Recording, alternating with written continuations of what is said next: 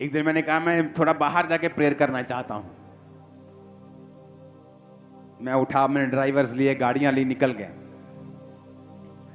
चलते चलते जब 50-100 किलोमीटर दूर चले गए हम, तो वहां जाके जब मैं एक हड सी देखी, मैंने प्रेयर करने लगा वहां।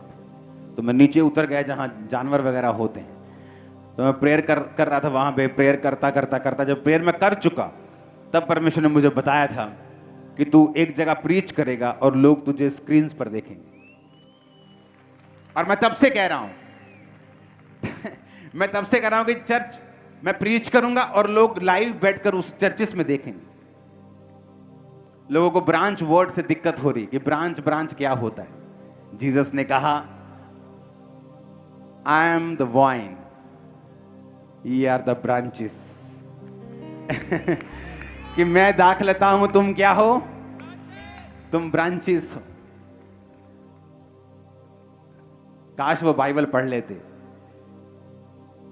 कि तुम मेरी डालियां हो।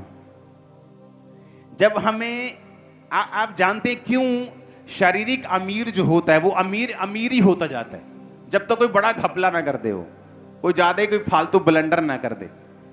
पता है क्यों? उसे पैसा कमाना आ जाता है, उसे सिस्टम समझ आ जाता है कि अच्छा किस तरह से कमाई करनी है। आत्मा में भी सेम है।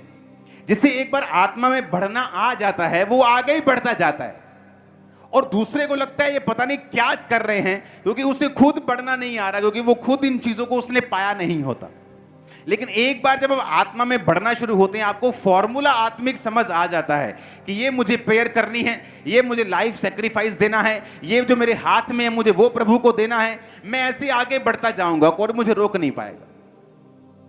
और इसीलिए आप क्या देखते हैं कि जब भी किसी ब्रांच खुलते भर जाती, एक नया चर्च भर जाता है, यहां नई जगह फिनिश, बड़ी जगह ले ली भर गई। अभी क्या करें?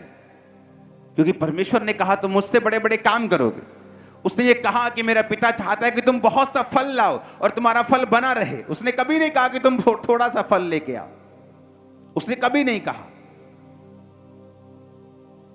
हालेलुया।